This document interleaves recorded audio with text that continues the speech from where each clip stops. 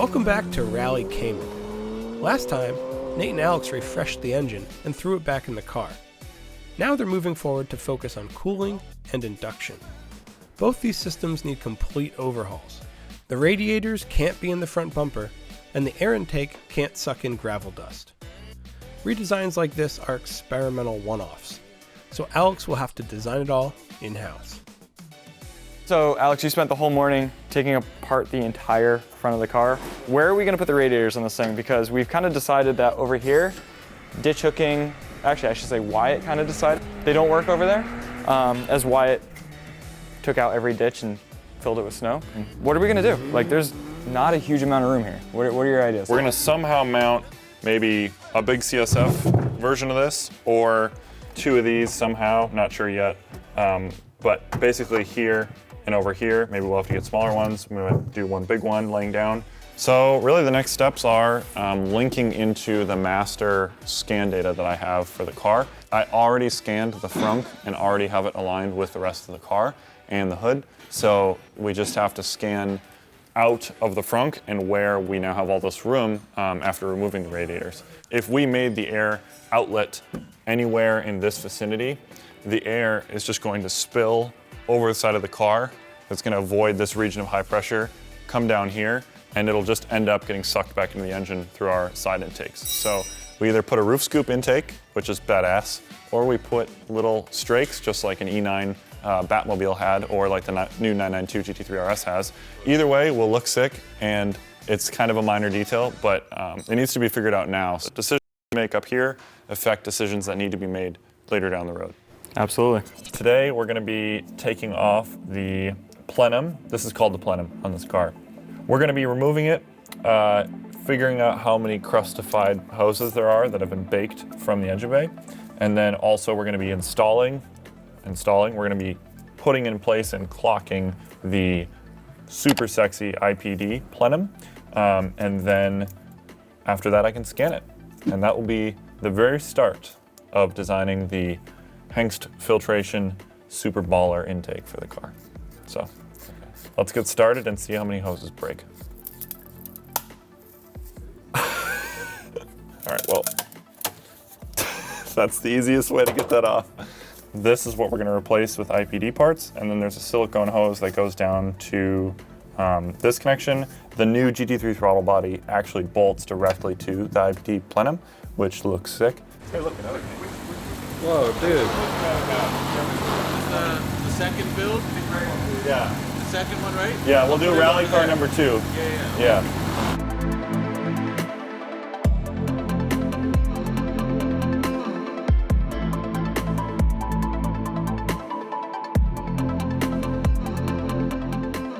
All right, so this is basically the orientation that we're gonna have it in. I talked with Nate yesterday a little bit. His original vision for this was to do a GT4 RS style window intake, which I think is awesome. But I want to go a little bit crazier than that. So I've been thinking of either removing this glass or somehow cutting a hole through this and then having a roof scoop just behind this cut line on the roof. And that is what feeds the air. And then we'll use the factory side glass. But basically what I'm going to do is position this roughly where I think it can live, and then start marking it up, spray it, and we'll scan it in. And then what I'm going to do is take the scan of the engine bay with the plenum in and align it to the scans I already have of the rear deck lid being open and the rest of the car. And then from there I can build up the intake to the window or whatever I'm going to do. It's a good start to this project, and it's time to get rolling with the CAD. So this is what I've come up with. This is the sort of V2 plenum or airbox. You can see that there's basically a MAF flange now, and then on the inside, since I didn't have any room to make this loft any smaller, I basically went with a giant velocity stack, because the way that MAFs work is they have to have an incredibly steady or known airflow through them in order to measure the vibrating wire that's in here, or sometimes it's a heated wire that then cools at a certain amount. So I had to make sure that there was that flow, but we didn't have room to do a big velocity stack, so this will do for that. And then I overnight 3D printed a mock-up of the bottom of this with the flange and then installed the MAF this morning, and everything fits. So we're going to bond it together from the backside. So I made a couple flats here with some gaps for epoxy. So that'll look a little bit cleaner, I think. So this should be the final V3 final. So I'm gonna go ahead and order it, and then we should hopefully have this here soon. Yay! The exposed corner-mounted radiators shared with the 996 and 997 are in stark contrast to Porsche's own rally roots. We didn't want to reinvent the wheel here though, so by relocating the OEM radiators, OEM fans with the rubber mounts, and the OEM fan controller, we've kept a factory level of compatibility with the rest of the car, and the no-brainer CSF upgrade. With a simple all-in-one V-mount design, we can keep a spare setup ready to swap in and protect the radiators from impacts or clogging up with debris. Okay, so this is the bracketry to hold all of the cooling system parts in the Cayman, and it's here. It's time to get it open and see if everything looks the way it should. I designed this from scratch. It's all bent out of aluminum. This whole thing will be suspended on 4 rubber mounts so that way as the car hits stuff and moves around, there's no sort of shock to the radiators. Now I'm gonna go ahead and put this in the car and make some cool stuff happen. Get it? Cooling, cool, it's cool. Cools the car.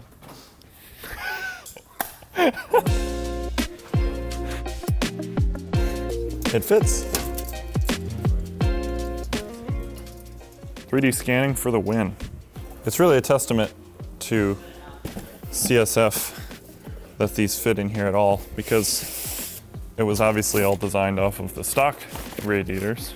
These are a little bit thicker, and I think the end tanks are slightly bigger, just because they're welded and not, molded, but it fits really well.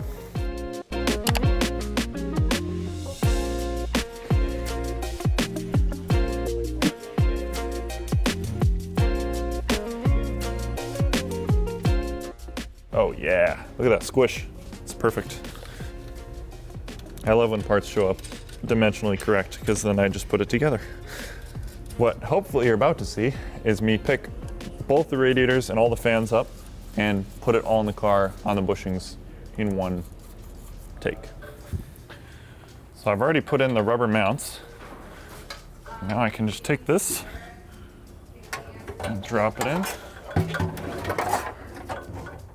Right on the rubber like that. And I just have to go grab some bolts, throw them in. So that's a lot easier than taking apart the entire inner fender well and bumper support just to pull off 2 radiators. This whole thing just drops in, and now we have OEM 987 radiator fans and the extra thick CSF radiators mounted on the OEM mounts.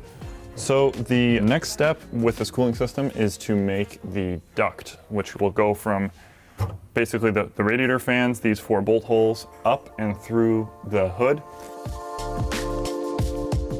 While Porsche gave us bumper intakes to get air in, we've got to get the air out.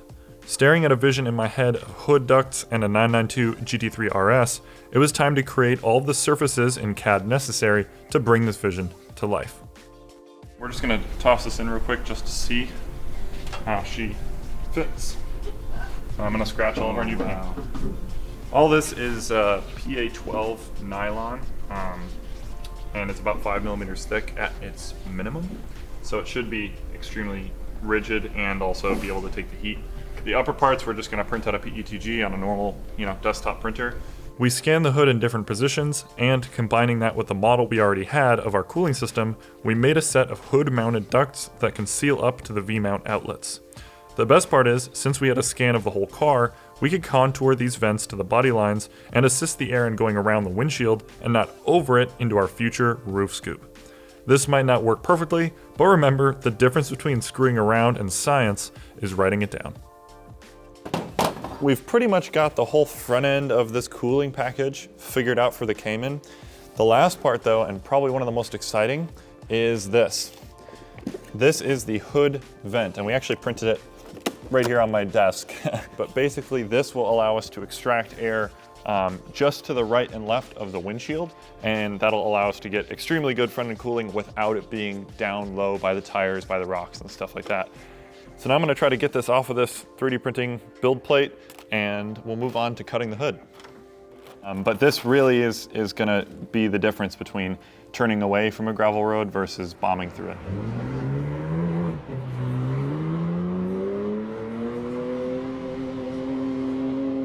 So I'm really excited to see it in action, and I'm sure there will be something fundamentally that doesn't work right when we first put it together, but that's called engineering. So this is our new hood. We had to ditch the old hood because Nate wanted to start the series by being in the front and like surprising everyone with the new project car. The glow-in-the-dark release doesn't work, and we don't have the battery hooked up. Can you guys help? Like, this is really uncomfortable. I'm not kidding, guys. I know. This is really, really not cool. He forgot the battery was disconnected, so it locked shut, and Hidalgo had to rescue him with a crowbar, which destroyed the nose of the original hood. Sorry, car. Yeah, get us all going. Cut the...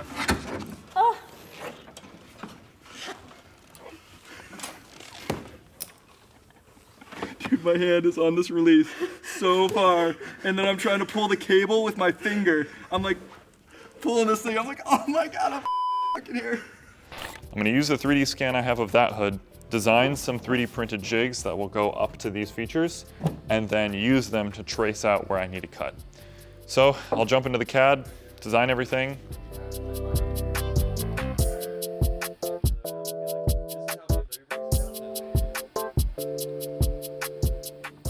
This is an example of how they're gonna work. Basically, the duct is gonna go right here, and so this shows me. Please stop doing pulls in our parking lot. As you can see, they just kind of clip in. Some of them have little circles that just go into these pre-existing holes, and then the surfacing lines up to the hood. Some of them have these little slots. Just use the OEM slots. I'm gonna mark the corners, and then I'm gonna use probably a string or something to kind of connect the straight lines. This one's curved, so it'll be tricky, but then I can use that to cut straight through with my die grinder. And in theory, if I've done all of my CAD correct, the vents should just drop right in. So, and if I screw it up, then I have completely wasted a perfectly good Cayman head. So hopefully I don't screw it up. There we go, that's where it's supposed to go.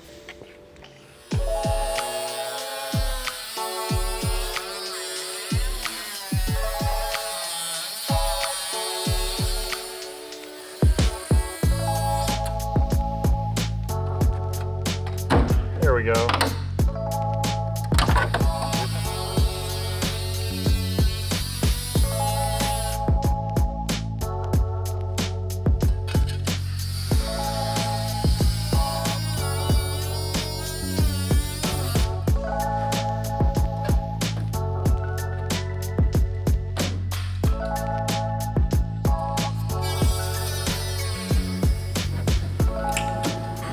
That's perfect.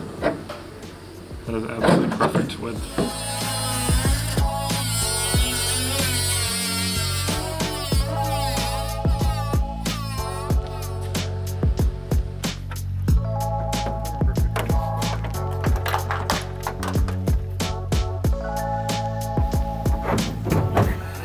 Oh man, that's a win.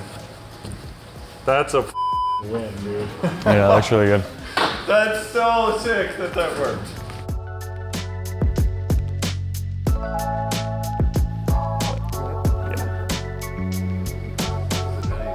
Dude. Yeah, that's about what the fitment will be. That's sick, dude. Thanks. Looks great, man. Oh, that's so cool. And instead of having John Volk aluminum weld them, TIG weld them together, we're actually just going to epoxy it together because I made this little lip, which will seat right up against this. Yay, V2 exists just in time for our plexi windows to be installed. They're literally installing them behind me. So I'm gonna work on the intake and try to get it all buttoned up. I gotta tap these holes, make sure this bore is good, strip it disc, all this stuff, glue it all together. So let's get to it.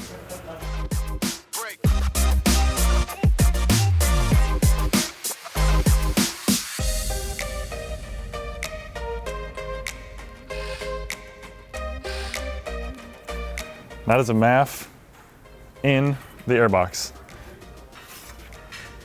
Sweet.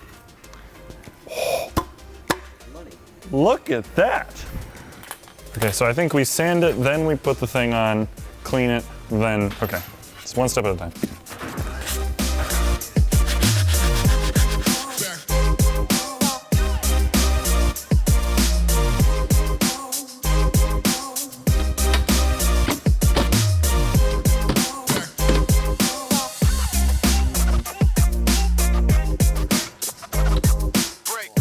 Okay, everything's bolted down. That looks pretty neat, I think. I'm gonna let it cure, and then I will do this 3M strip-it disc, and then it should look like basically a piece of brushed aluminum. So, then it's done. Okay, so for you guys at home, this is gonna look like a quick montage, but for me, basically, order of operations is now that I know that everything fits nice, the cage is painted. We wanted to have this done before the cage got painted, but I just didn't have the time because the engine was out.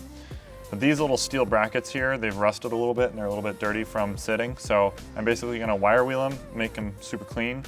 And then I'm going to mark where we're going to take a little bit of paint off, preferably on the inside here, and weld to.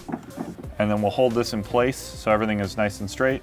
And then I'll just give it a couple tacks, maybe 3 tacks along here is really all it's probably gonna need. And then that's pretty much it. Then I'll mask it and paint it. Pretty big gasket goes in this groove here, and that's what seals against the plexi window, and then we'll make a cutout, and then there'll be a baffle that goes from the carbon duct to here. And actually, the carbon duct has been laid up. Look at that. I mean, it doesn't get any better than that. That's the best. Yeah, let's get to welding then.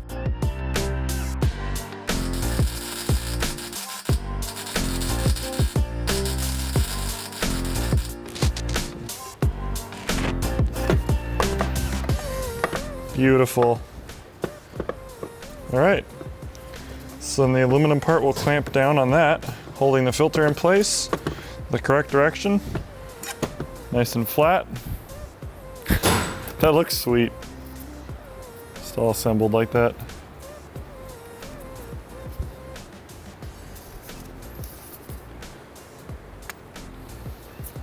All right, moment of truth. There's no gasket on it, but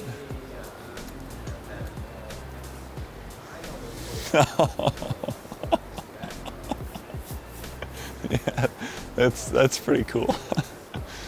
Well, you can see that from a pretty good viewing angle. Dude, this is cool. For now, I'm happy with the fitment of everything. And it's in there nice and square, and it's ridiculously strong, so.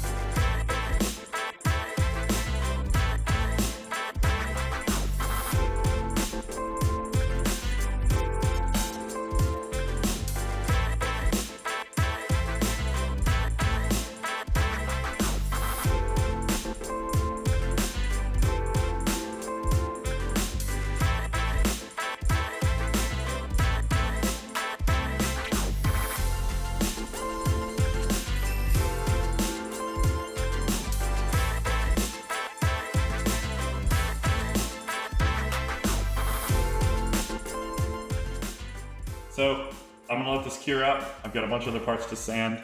I've got a lot of work ahead of me. I'm so excited to see what it's gonna look like.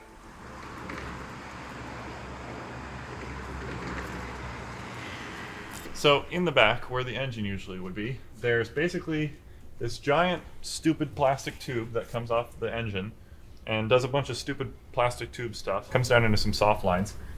Then it comes down into these. These aluminum pipes and this expansion line run all the way over here. They do a little switcheroo just for funsies. It basically splits. One side goes to the driver's side, one side goes to the passenger side. It then tees again on both sides, and they cross over each other again. And then on the outsides, it goes out to the radiators with 2 lines each.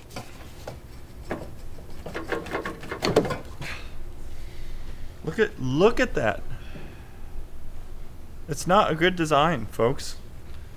Let me know in the comments if they are still doing this design, because it literally oxidizes itself together. It's stupid. How are you supposed to get, do you have to? It was probably put in before the subframe was put in. Yeah, it was. So you have to, I guess, undo these hose clips, slide them back, and then undo the hose, and then that plastic thing slides out. Nothing to Sawzall can't fix. Yeah, so in step 6 in the Porsche manual, they have you get out your Milwaukee hacksaw. These clips on the end aren't it. They are not going to work for what we need to do. So we're going to lop them off, and then we're going to put a bead on the end, but then it's going to run soft lines up to the front of the car, so it'll look something like this under the car. Cut that, soft lines. So.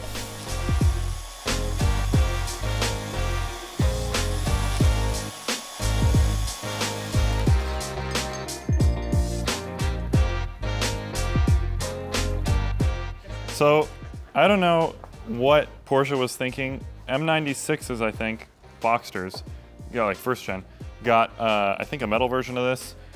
997s, metal version of this. But for this car, for this M97, they got this absolutely nutso plastic water pipe that brings water from this side to this side or this side to this side. I don't actually know which way the water flows, but this goes on the motor like that. And then this thing is about 3 inches, 4 inches off the ground, and that's prone to getting smashed. What I ended up doing yesterday morning, I 3D scanned the front end of this block. I designed a couple flanges, and we pushed Oshcut to the max. It's like 10 a.m., and this is here. This was cut in Utah yesterday, probably midday, because that's when I finished designing it, and it's now here less than 24 hours later. These flanges are going to have aluminum pipes welded to them, and then we're going to put the OEM temp sensor from a 997 into here because it's threaded with a crush washer. Should go like that. Very nice. Seems to fit pretty well. That's awesome. This is a 1/4 inch thick 6061. Under here, this goes like that. And there you go. So then a 3/4 inch pipe will get welded to this as an outlet. 1.5 inch pipe will get welded to this. And then we will join the two together with a T with soft hose, and then we'll be good to go. You might know John Volk from his awesome i8 project over on his channel, Couch Built. He's a super talented fabricator, and his skills were imperative for this project.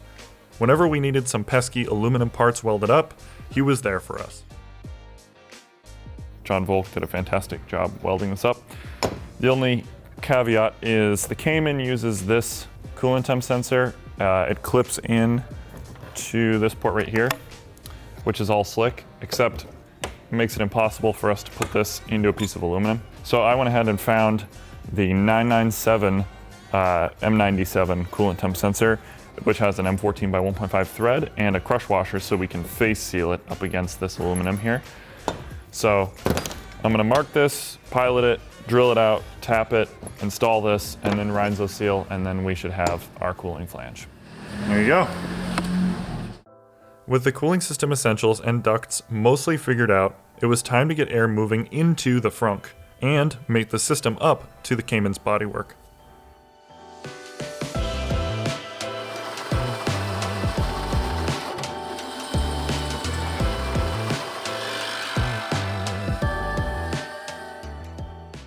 The intakes are two-piece, with a forward rubber section to absorb impacts. And while the ducts are fairly small, we have faith that the OEM fans, coupled with the larger CSF radiators, will be more than enough to keep up. If you're watching closely, you may have also noticed a big front bash bar and skid plate, but that's for another episode. Also, there's going to be some rubberized plastic that'll go up to the bumper here. That's what this little flange is for. It'll get glued on, so that way if the bumper gets hit, this plastic shouldn't break. The rubber should just flex with the bumper, and we retain our cooling system. So now I'm going to focus on getting the coolant pipes through the bulkhead, and then that's really all we should have to cut into the front of this trunk.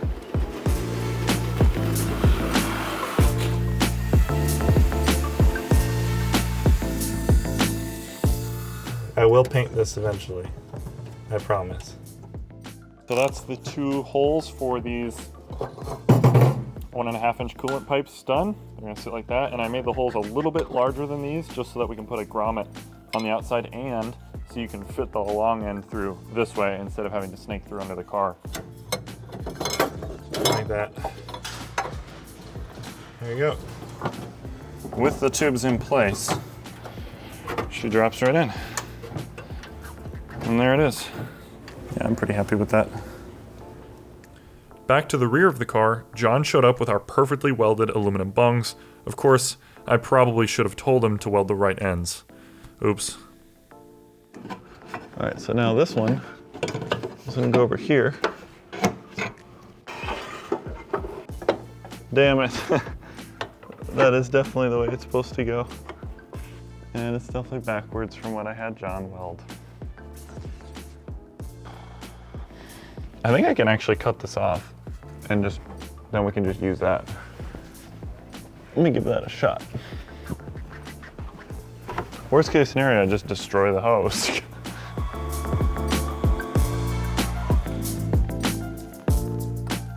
This right here, this little line, is where they actually crimp it. I think they have a crimp on the inside that expands. So if I can just like fatigue the aluminum to the point where it cracks. Let's do it again. And there it comes. Aha! Liberated. This would go on just like factory. And then that'll just go right over that. And there it is. Done. Okay, so now we just have to have John weld a barb right here. We could just put this in here, do the same thing with this, and then tee it, but John is awesome, so he'll be able to probably do that for us.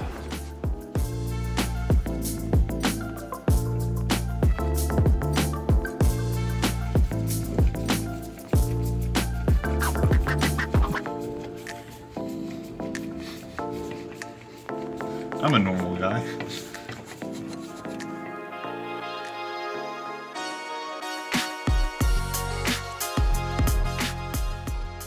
I've spec'd out everything to go from the hard lines under the car up to there. And now I'm gonna spec everything to go from these two right here to the front radiators. And then once I'm done with that, I'll do the rear, and then everything should be on order for getting this thing full of coolant, which I'm excited about.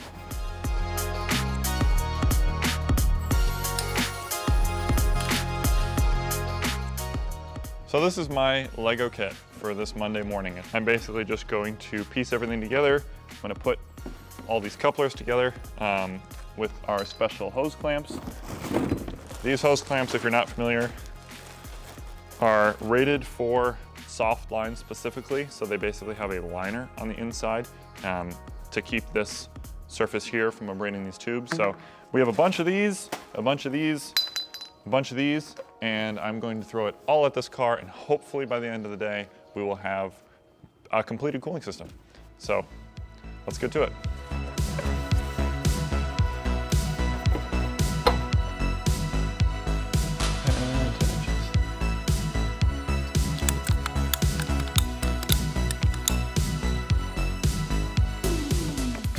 That worked pretty well for being from Lowe's. Dude. I'm gonna have to assemble this line off the car, I think. Yeah.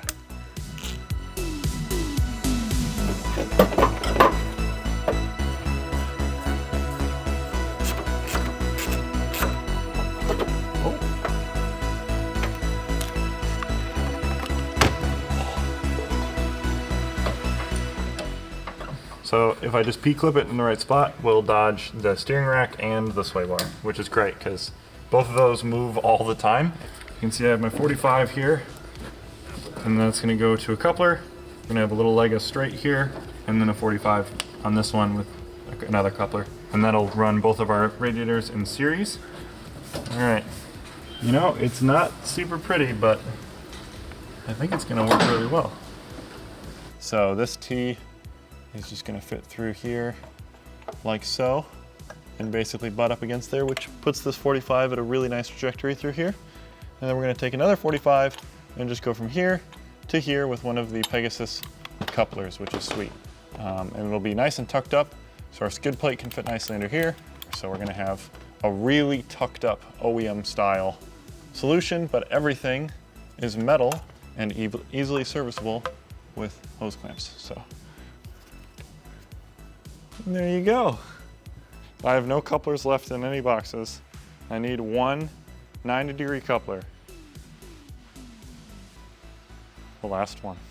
The 45. They're right there. Look at that lineup, dude. This is our plastic black pipe delete fixture.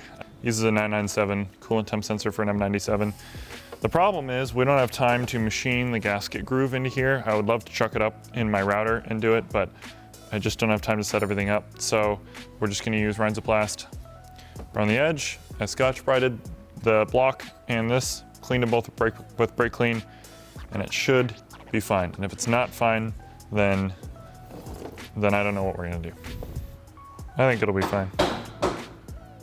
The main concern is you don't want to use like RTV that's really, really thin and kind of wispy, because I would think it would get jammed up somewhere in the cooling system. So I'm trying to use Rhinzoplast instead of Rhinzoseal or RTV, because this stuff seems to stay together a little bit better. So hopefully that ends up being the case. I don't really know. It's kind of just winging it at this point.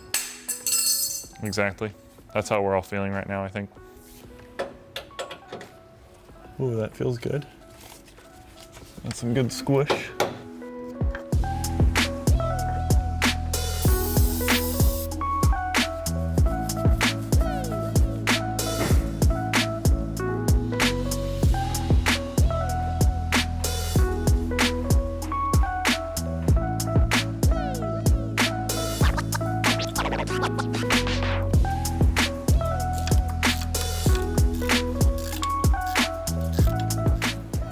All right. Hopefully it seals. Which one is it? I hope it's not that plug, because if it is this plug, then that's not going to work. They are almost completely identical in size. Looks like that's coming out. The connectors are completely identical in shape, but this one is about 0.5 millimeter larger overall. Actually, you know what? I think if I just cut a slot in the female connector, it'll just expand over it. Hold on, let me just, alrighty, she's plugged in. With our rally ready cooling system complete, it was time to get back down to earth and see if it would even hold its drink, or rather vacuum. This was something new to me personally, a vacuum bleeder and filler. If you don't have one of these, get one. It turned what would have been a messy bleed and wait for leaks situation into a clean process of test and fix. Oh, wait. Yep, I hear something here. Yeah, it's coming from this. I don't know if it's coming from the pressure sensor or from this. There's a very faint hiss. And when I sprayed that on here, I heard, I heard a little bit of vacuum leaking out of the coolant temp sensor. So Nate like pulls out this stuff. He just looks at me and just says, this will seal everything. So it's on there and we're gonna see what happens. Product sets completely in 24 hours. All right, well, I'm gonna go home.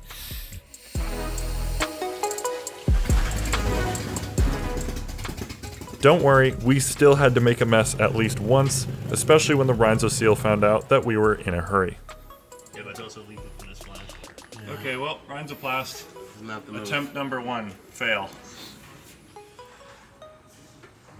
In my cell phone video, you can literally see it leaking out of right here. And as you can see, there's no Rhinzoplast there. But the good news is the coolant temp sensor didn't leak at all. So that stuff that Nate had did work. Now I just have to not get brake clean all over it. They probably won't even include this in the final cut. That's the funny part, because I just f***ed up. We realized that Rhinzoplast is not the move for this application, and I instead put a bunch of Permatex Ultra Black on here. That stuff calls for 1 hour of setup time, torque it down, and then 24 hours after that. It's now been 24 hours, so I'm going to throw the coolant hoses back on, tighten all the hose clamps, and then hopefully this thing holds its drink. And if it doesn't, I'm gonna go home and cry. If it works, we're gonna fill it with coolant, which is why we have the coolant bucket here, because I'm optimistic. 20. That's 24, and it is staying right at, or 22, sorry. It's staying right there. We're going to swap out all the water for actual coolant and water. 12 fluid ounces of water per 1.5 gallons. And then we're gonna do a 50-50 mix with Xerox coolant, specifically approved for VW, Porsche, Audi, and Mercedes-Benz. It's actually held vacuum really well for about an hour. So I'll uncork the valve and we'll suck all this back in, and then we can run the car.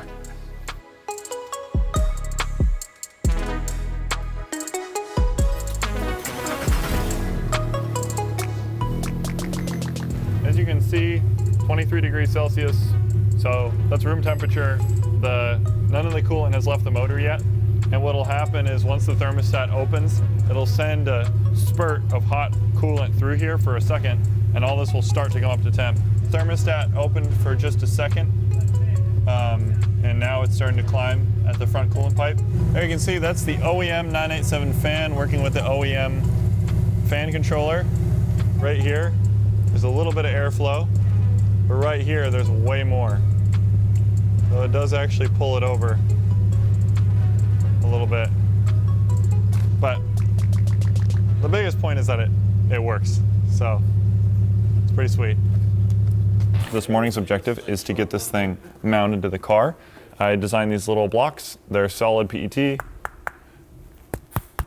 I just offset the mold by 1.5 millimeters, which is how thick this is. And then these just drop right in here. You can see that they're completely flush with the edge right in there. So let's mark and drill, and then not have to re-drill because I can't screw this up.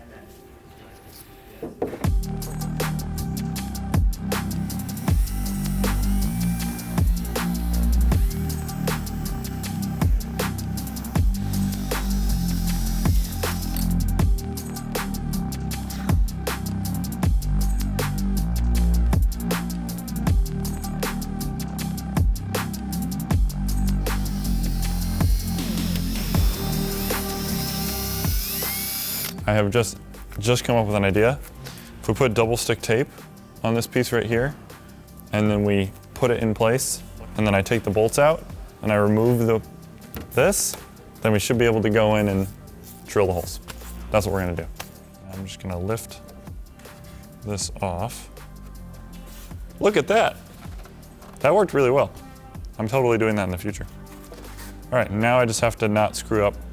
This is an 8 millimeter, well, an 8.5 millimeter clearance hole for an M8 bolt, so I'm gonna try to eyeball the center of it, and then we'll put nutserts in.